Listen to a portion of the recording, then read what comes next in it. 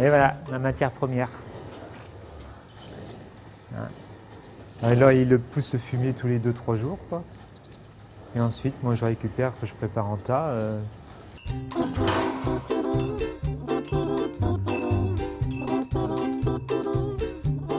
Alors, le fumier qui sort, je le stocke ici en attendant. Et à gauche, vous avez le bâtiment lapin, toutes les crottes qui sortent. Je les récupère, que je remets aussi sur le fumier, qui est recyclé après. Et puis des fruits et légumes impropres à la consommation ou pourris qui arrivent des grandes surfaces, que je remets aussi sur le fumier. Il faut en compter une toute petite journée pour enlever la bâche, décharger, remplir, refermer la bâche, quoi. Il y a un accès avec une pente pour accéder à l'intérieur, pour enlever le digestat, mais aussi pour remettre le fumier dedans.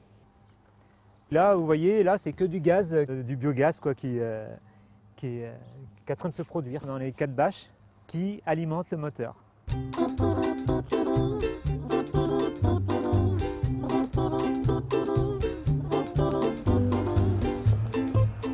Alors voici la récupération des gaz que je vous montrais, qui est sous les bâches. On récupère par un gros tuyau là. Ce gaz, on ouvre ce gaz qui s'en va dans le tuyau et va vers le moteur.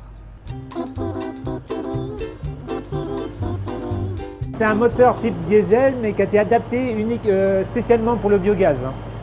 Biogaz pauvre, parce qu'on est à 60% de CH4, 40% de CO2. Le gaz arrive ici, il est mélangé à l'air qui arrive ici.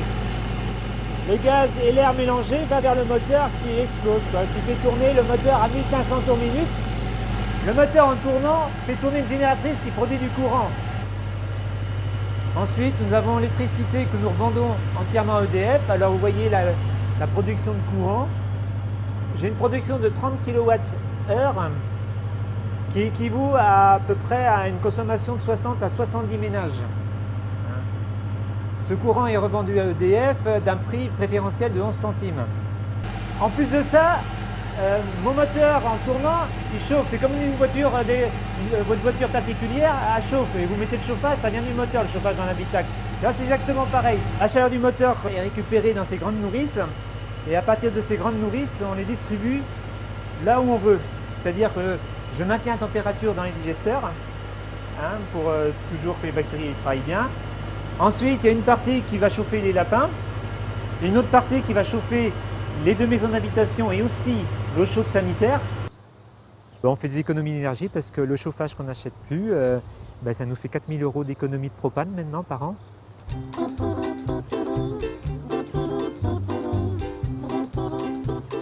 Alors voilà la tonne de pelouse qui arrive de ma commune, mais aussi de quelques paysagistes du coin. C'est pareil pour eux, c'est une aubaine, quoi. Et quelque part, eux aussi font quelque chose de bien pour la planète, quoi. C'est quelque chose qu'en fermentant, il sera recyclé en énergie, au lieu de fermenter en plein air et puis partir le gaz qui parte dehors, quoi. Ce qui ressort après des digesteurs, c'est ce qu'on appelle le digestat, c'est le fumier de mes bovins qui sont mélangés avec la pelouse et les fruits et légumes, qui fermentent dans les digesteurs, et au bout de 3 mois, quand ça finit de fermenter, je le ressors, je stocke ici pour les goûter. Nous mettons cette matière brute telle qu'elle est dans nos prairies et puis pour nos cultures telles que le maïs et nos céréales. Et nous n'ajoutons plus aucun engrais grâce à ça. On mettait à peu près pour 8 000 € d'engrais chaque année. Et aucune odeur, quoi, c'est un bon produit. Aujourd'hui, le surplus que j'ai, je l'échange avec un céréalier parce qu'autrefois on achetait de la paille et le camion il venait à plein mais il retournait à vide. Aujourd'hui le camion il vient à plein, il repart à plein. Donc pour lui il fait une économie de gasoil sur la route et en même temps il ramène de la matière vivante dans ces champs de céréales qui s'appauvrissent d'année en année.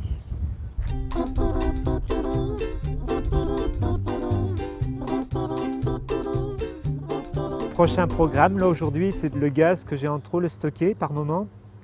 L'épurer, le stocker et l'utiliser dans mes 2 voitures qui sont déjà équipées au gaz nat.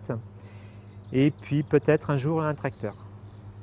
Mais ça, j'en appelle aux constructeurs s'il y en a qui sont prêts à faire des essais chez moi.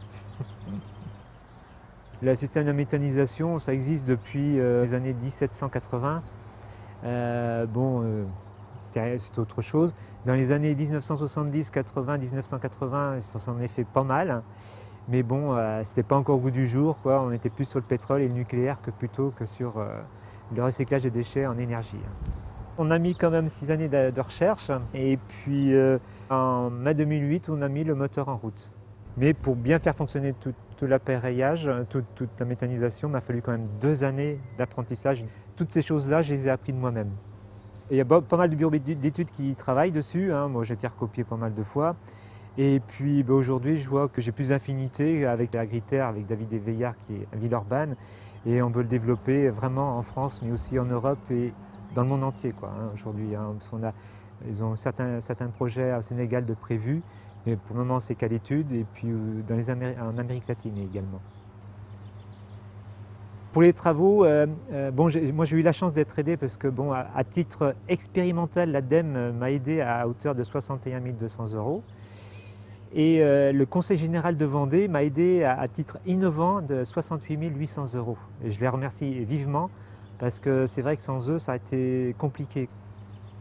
Avec les 44% de subvention, on a calculé qu'on était sur un retour d'investissement, sur investissement entre 6 et 7 ans. Dans notre milieu, on ne sait jamais de quel prix ou de quelle sauce on va être mangé demain, avec les céréales qui augmentent, la viande qui baisse, qui augmente, on ne sait jamais comment faire. Et la méthanisation apporte une partie de la solution avec un prix fixe, ce qui n'est pas négligeable, quoi. Ça nous rassure, ça nous protège, ça nous pérennise l'exploitation pour l'avenir. Moi j'en appelle aux agriculteurs, tous vos fumiers, tous vos déchets, gardez-le, je vous en supplie, ne le balancez pas à des gros industriels qui vont faire de la méthanisation à votre place. Soyez fous et puis faites-le vous-même, quoi. Mon moteur est trop petit, 30 kW, c'est vrai que la Raffinerie 60, même si vous avez des petites exploitations, regroupez-vous entre 3 ou 4 pour en faire un minimum 60 ou 100 kg. Mais de grâce, gardez ça pour vous, quoi. Ne le laissez pas partir. Dans la méthanisation, tout est bon, c'est comme dans le cochon, hein.